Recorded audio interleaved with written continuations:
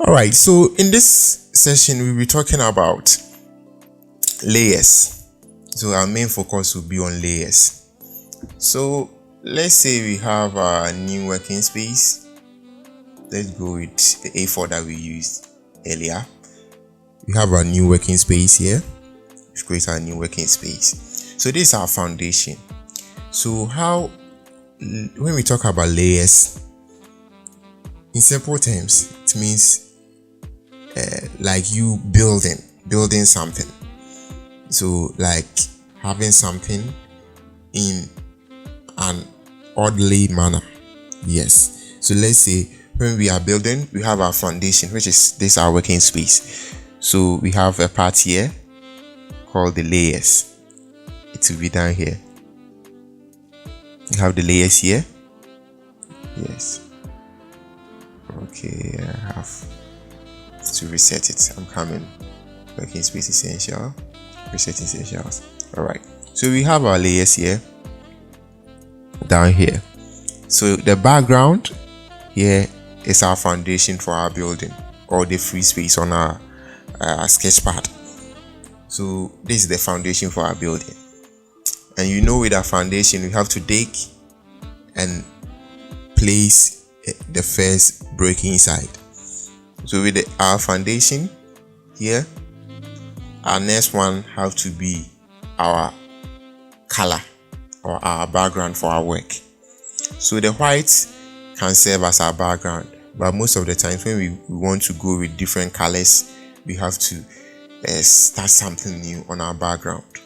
So here is the layer tab, and everything that we will do on the working space will also appear here, and it has to be arranged in an orderly manner.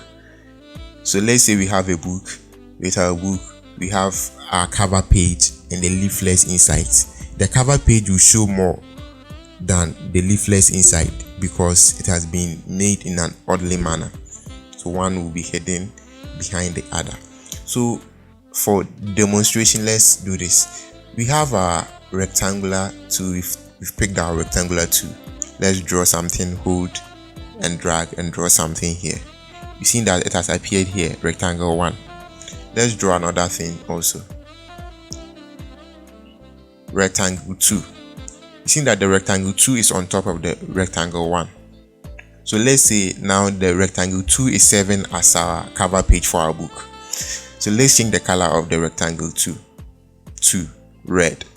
You see that the cover page, the rectangle 2 standing for the cover page of our book, has covered the leaflet, which is the rectangle 2, and the background layer 0. Yes. So that's how it works. So let's hold the cover page, click and hold on it and drag it beneath the rectangle 1. You've seen that now the rectangle 2 is hidden behind the rectangle 1. So meaning, depending on how you arrange your things on your working space, the same way appears in the layers. So what you put on top will appear on top. What you put beneath will still remain beneath those on the top. Yes. So we have to have our background. Let's say the red will be our background and we want to draw a shape on it. So the white one, this shape will be on top of our background. So anything that we will do will have to appear here. The ones that we want them to show more will have to be on top, and the others to also remain beneath them. So that's how it works. That's how it works. So that's for the layers. The ones that we want to remain on top will be on top, and the ones that we want to bring them down will also be downwards. So let's take our text tool for example. You've seen that, but with this there are some exceptions, because when we are using the text tool, most of the time our writings won't occupy all the spaces that we have here. Yes, it won't occupy all the spaces that we have here. So you've seen that we have our text layer on top here. copyright. Yes, you see that it's on top. It's on top here, but depending on where we've positioned it, yeah, it will appear. So let's even drag it down beneath the this white one, but since it's located at a place nowhere near the shape, it will remain on top, or it will be visible for us to see. But let's use the move to drag it here. You see that some part of it is hidden beneath the white rectangular layer, but we want them to show. So let's change the color for demonstration. So let's change the color to yellow. Yes, you've seen that it is hidden, but when we drag it on top, yeah, it's now visible for us to see. Yeah, so most of the time, also depending on the position of the layer, it will determine its visibility on your flyer. Yeah, so that's how layers work in Photoshop. So we can have our copyright here, our shape also here.